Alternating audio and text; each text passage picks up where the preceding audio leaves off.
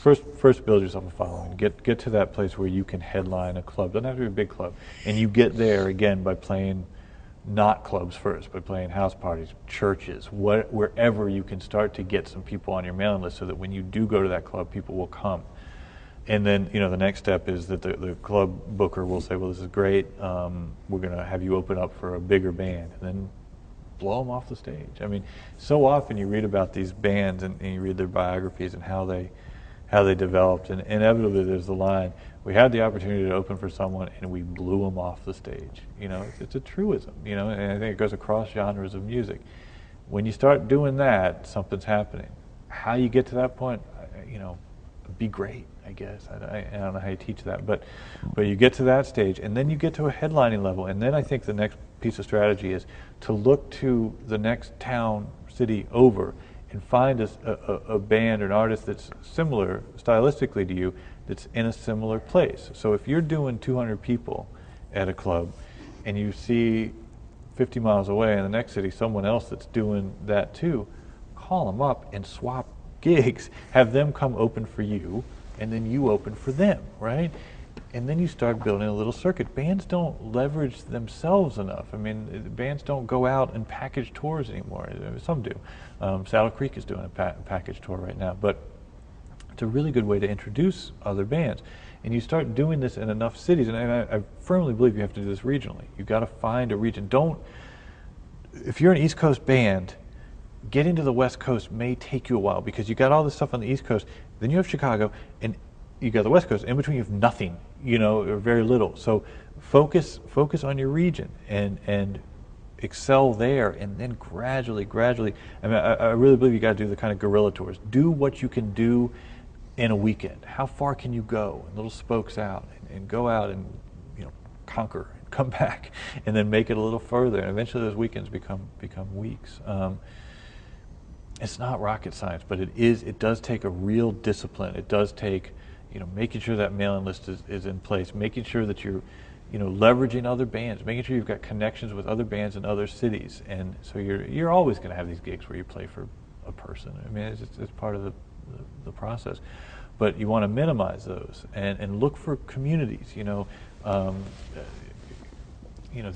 scenes in which this seems to be working are like the jam band world, where they make these concerts an event, and their social gatherings. The emo world, where they're like parties that the music happens to be playing, and often they're not in clubs. Often they'll be in people's houses, or they'll be at VFW halls. Punk rock works kind of the same way, and there's a lot to be learned from that. I'd recommend another book, Our Band Could Be Your Life, which Michael Azerrad wrote, and it really does chronicle the rising up of these bands that had nothing. They had no infrastructure. They had no ideas. Pressing a record at that time it's a wonderful metaphor. I think it was Discord. They decided they're going to press up some records. They had no idea how to make the sleeves. This is back pre-CD. So they took apart a sleeve and then built a template from that sleeve. And then they said, oh, okay, well, now we see how it works, and we'll make... That's the metaphor for the record industry. Take this thing apart, see how it works, and then put it together with your own stuff. I think it is this kind of entrepreneurial ethic where you've got to be creative when you're going out and touring. And if you just follow these templates that aren't working for your friends, they're not going to work for you either. And I see this with bands over and over again. Well, we're playing X club in X city. Well, how many people were there to see you? 7. Oh, what's the booking person's name? Let me call it. Why are you gonna keep doing this? It's not, But so I think it's being creative. I think it is finding like-minded bands in different cities and trying to leverage the communal power. I think it's pretty easy to see where if you're a musician, you got to be playing live, and that's really your first kind of entree to the whole rest of the world of the music business. For me, doing A&R as long as I did, I was in kind of constant touch with clubs. Either I had a band playing there, or I had to go see a band that I wanted to sign, or whatever. So you get to know these people who book the clubs. Well, that's ground zero, right? Because these people are talking to labels, they're talking to booking agents, they're talking to managers, they're talking to press people, they're talking to radio. Because for them to put on a good show, They got to market it that way. So if you're looking for these connections, if you're looking for how do I get a manager, you know how you get a manager? Have a great live show and play at clubs. And any manager worth his or her salt is going to hear the buzz eventually and come out and see you. You know, how do you get a booking agent? And it's totally counterintuitive. How do you get a booking agent? Book a tour. You know, because start playing at clubs, start getting a following, and then these booking agents who make their money off of commission, usually 10%. So if you're getting paid $50 to play a show, it doesn't make a whole lot of sense for a booking agent to take you on and make $5. But if you start building it up, where you're getting people in the room and they say, well, you know what, I think I can get you into the next city too, and you're making $300 a night, and $30 ain't great, but I can build it up. It starts at the club level. And you know what, frankly, if I can back up a little bit, it doesn't even start at the club level. It starts at playing private parties, house parties. I don't mean like cover band type things, but you got friends, you're in college, or you're in a kind of artistic community or something, or you're not. Have a party and play your music. Get some friendly feedback. Get these people to be fans so that when you do book a club at a gig, it's not two people and a dog staring there. You bring the people that you played for at a house party to come out of the show. This way the club will have you back. And then hopefully you start attracting non-fans. But it starts at that gig level. And what people don't understand is that the gig is at the center, but there are all these things around it. So prior to the gig, you've got to get your press package together in order to even get a gig, right? To send something to a club. That same press package should be sent out to the local media, press and radio. It should be sent to retailers. What the hell? Maybe one of them will come down, and then they can discretionarily put in your CD. You start using this gig as an opportunity to talk to people. After the gig, there's kind of follow-up stuff that has to be done with the club, and that doesn't just include, when can I play next? It's like, have you gathered the materials from your mailing list? Have you continued to create this kind of community around your music in which the club plays a big role? So maximizing that gig is everything, and if you don't do that, if you don't begin to develop a following, which then allows you to sell CDs right from the stage, which is distribution, it stops. You can't ever go any further. You're not going to get signed. You're not going to get your song in a movie. If you can't get out there and generate some enthusiasm within the community that centers around the club, it's just not going to work. So you've got to start there. Live gigs are very important. If you don't have the passion and tenacity necessary to score yourself a gig, then a certain amount of natural selection might be appropriate. Then maybe you do die off. If you do have the passion and tenacity that it takes to score yourself a gig, then you've created a marketplace for your ideas, for your music, and you've created a way that ideas can be spread by sharing this music, sharing the experience of being at the gig, sharing the hard copies, the CDs, burning copies for your friends, or sharing digital music, whatever it is. And at that point, I think you've begun to give people the power to sort of spread your ideas. And Seth Godin did a lot of writing about spreading the idea virus. You want to give people the power to become sneezers, to become influencers, to share your ideas and to help them spread. And of course, music, songs are ideas. I get disappointed if I go to a live show and it sounds exactly just like the CD does. To me, it should be something that's more than just the CD. It's more than just the songs. It's a performance, and it's it should be like an experience, more than just like playing your songs exactly how they sound on the record. So, yeah, we try to give people if somebody's going to pay $10 to go out and see a show, then we try to put on a little bit of entertainment for them so they can remember who we are, and maybe even have something more than just entertainment, maybe, some kind of inspirational experience. In your book, you say not to start a band with 9 people, and I'm in a band with 9 people. So I was wondering if you had any suggestions on how to tour with 9 people and still survive. Well, it's good news, bad news. Bad news, bad news.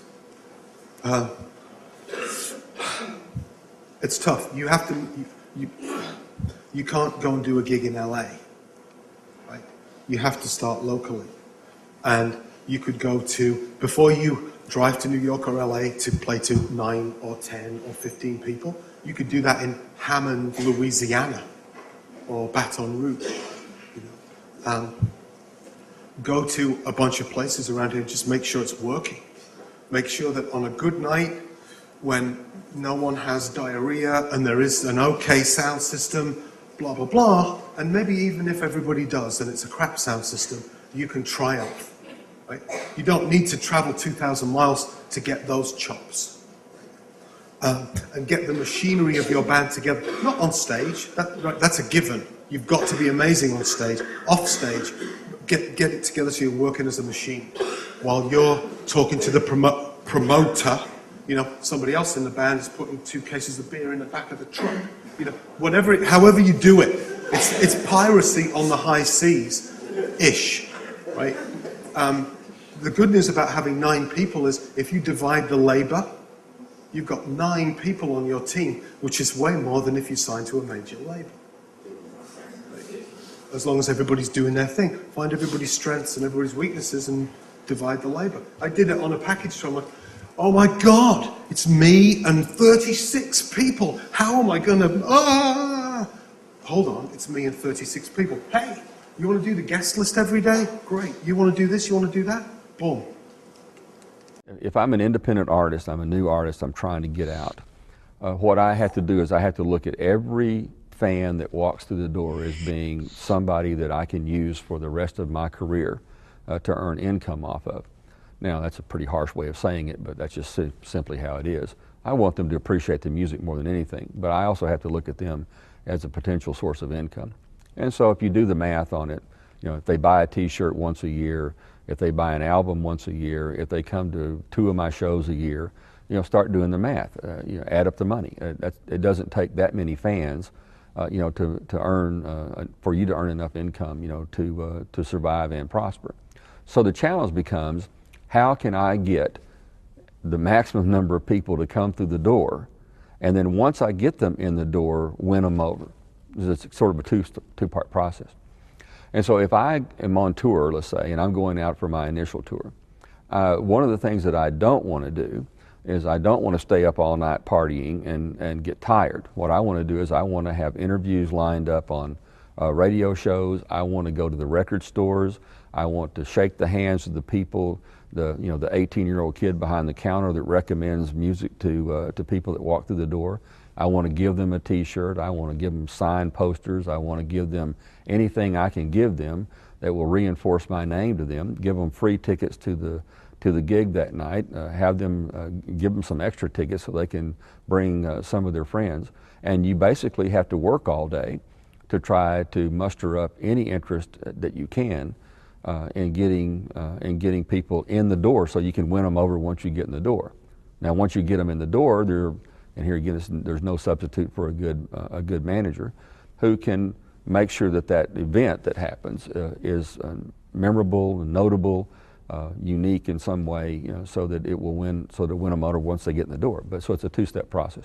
Booking agent basically finds live gigs for artists to play, where to play, how much they get paid, and tries to get them into like-minded shows with other artists that they either are comparable to, and just tries to keep progressing them into better venues and better clubs and better community, really. You know, you never know. I think if you have the standard rule, it used to be that you'd have to get into a bigger agency, you would have to have a manager and a label and some sort of a draw within a 3-state radius. Like if you're from New York, you should be able to draw in Boston and Philly and New York. And there's smaller levels of booking agents that'll help you get there. But the paradigm has completely shifted as labels are kind of becoming irrelevant and radio doesn't exist, and everything is moving toward live. That's where people are mostly making their money now, is through live performance and through the internet as more of a tool for publicity and to sell your music. So I have bands that can sell 1,200, 2,000 tickets and bands that can sell 4. It all depends on the talent, really, I think. Oh yeah, every day I get either emails or phone calls. It's harder to get a booking agent now than it is to get a record deal because people don't buy records anymore. They buy music that isn't on any sort of vehicle anymore. So the labels are all scrambling to figure out how this new industry works. And the one thing that people do is they still buy tickets. They get music for free. Kids don't go to record shops, but they still go see shows. And how they're finding out about shows and bands they want to like has nothing to do with the label, has nothing to do with radio. It's all a lot of the power of Pitchfork is insane. The internet has completely shifted how everything works, and so to get a booking agent is, in the genre that I work in, is more important than having a label, because in certain instances a label can't really do anything for you. If you're an artist, you have music, and that's what kids want. They don't want a record anymore. No need for it. It doesn't exist. You have to be a really particular type of person to tour, and I think that's something else is like, you know, people are like, oh, touring this sounds so fun. You know, like, oh, that sounds really great. I mean, it is lonely as hell. That's the first thing. It's like, especially on big tours, it's like you are going home to your hotel room by yourself, and it's like maybe you'll Skype with your friends, maybe you'll see what's on TV, maybe you're lucky enough to be in a city like Vegas where you can like walk down to the lobby and kind of like see what's going on, you know? And or you develop relationships with people on the tour, obviously, but it's like they're tired too, you know? It's like it's touring is a bunch of people who are leaving their friends, their family, and everything they have to go hit the road because they're sacrificing something because for something else, you know what I mean? And it's a passion, but it's also like it's not just popping bottles and partying every night and raging, you know? Like, yeah, that fun stuff that you think in your head, it to be like that exists, you know? And like there are some nights, like some of the, you know, best memories and stories I have are from tours I've been on. But, you know, some of the most stressed out or tired or, you know, any of it I've been has also been on tours. It's just, because you can't decide when it's over, you know? Like, you're at school one day and you feel like shit and you want to go home, you can decide when your day is over and you can go home and you can get into bed and nobody can tell you you can't do that, you know? You cannot do that on tour. You cannot one day decide, I feel like shit today, so no, I'm not going to advance this show. It doesn't work like that. It doesn't really matter because you have a goal and your responsibility is to every day make it happen. And there is no reason why you can't do that. It is very tough. I mean, the thing is, because of the cost of doing business today, everyone, you know, the cost of fuel, if you have a van, even if you convert your van to McDonald's grease, it's still the conversion costs are expensive. And, you know, cost of staying somewhere, but I guess you can always sleep in your van and sleep in, you know, have street teams and people there and sleep in their houses. There are ways of doing it. I know a lot of bands have done it. Every band has probably done it at a time of their career. They have to start somewhere. And eventually, you know, you develop and build an audience. I wouldn't advise someone to just try to conquer the country right off the bat. Try to conquer a region where you can afford to do it. And if you can expand from that, then you can move out slowly and start getting paid for it. I mean, we have to earn our way. No, there isn't anyone who's going to pay for you to play in front of an empty house. So you have to draw people. And eventually, hopefully you can, and eventually, hopefully, you know, you can be one of those bands. Every band from U2 on up, they've all played club circuit at one time in their life, so it has to be done. So the reality is that in today's world, it goes in steps. There's a point at which the artist is on the road making no money, really. There's no profit. They're barely paying it off just to be out there. Then they get to a point where they start to make a little bit of profit. They kind of turn the corner a little bit. But then what ends up happening is you step it up a little bit. You know, they end up 9 times out of 10 adding another crew member or adding another instrument to the band, or they can't drive around that van anymore because it broke down 25 times, so they either got to buy a new van or start trying maybe go on a bus.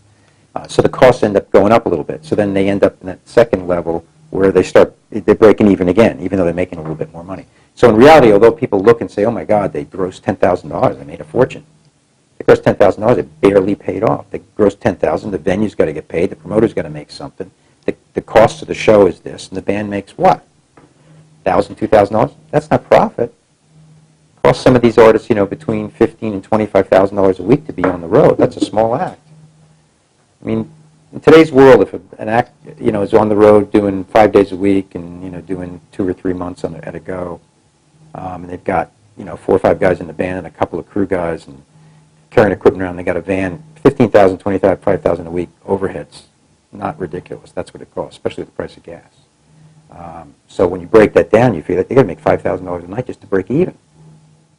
Yeah, the social thing of being a good touring musician, you live on a bus, so it's like living in a 500 square foot apartment with 8 roommates, It might make a good MTV reality show, but the actual mechanics of it are quite tricky.